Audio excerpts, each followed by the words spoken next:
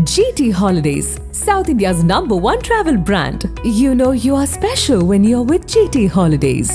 தமிழ்நாடு அரசு 2016 முதல் 2022 வரையிலான ஆண்டுகளுக்கான திரைப்பட விருதுகள், 2014 முதல் 2022 வரையிலான சின்னத்திரை விருதுகள் மற்றும் 2015-16 முதல் 2021-22 கல்வியாண்டுகளுக்கான எம்ஜிஆர் திரைப்படம் மற்றும் தொலைக்காட்சி பயிற்சி நிறுவன மாணவர் விருதுகளை அறிவித்துள்ளது.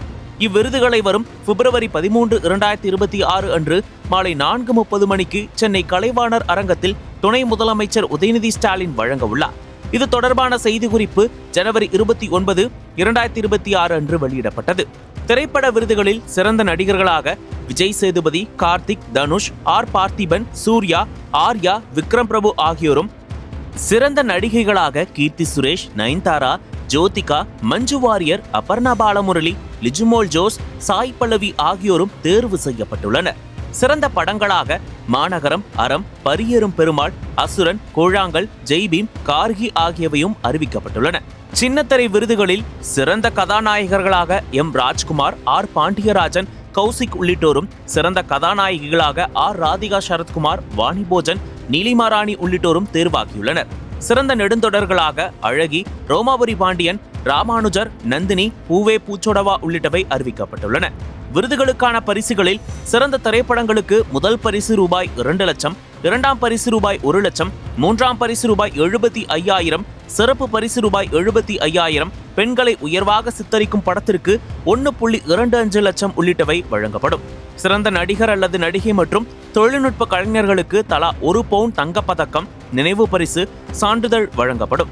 சின்னத்திரைக்கும் இதேபோன்ற பரிசுகள் மற்றும் மாணவர் விருதுகளுக்கு ரூபாய் 25,000 ரொக்கம், நினைவு பரிசு, சான்றிதழ் வழங்கப்பட உள்ளது. தமிழ்நாடு அரசின் 2016 முதல் 2022 ஆண்டுகளுக்கான திரைப்பட விருதுகள் அறிவிப்பு பெரும்பாலும் வரவேற்பை பெற்றாலும் சில பிரபலங்கள் மத்தியில் அதிருப்தியை ஏற்படுத்தியிருக்கிறது.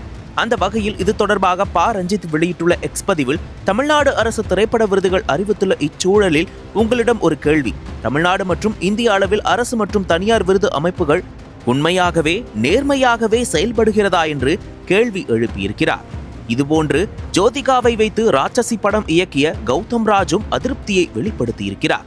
ராட்சசி திரைப்படத்தை விட பொன்மகள் வந்தால்தான் சிறந்த படமாக இருந்திருக்கிறது. தமிழ்நாடு திரைப்பட விருதுகளுக்கு வாழ்த்துக்கள் என்று தனது எதிர்ப்பை பதிவு செய்திருக்கிறார்.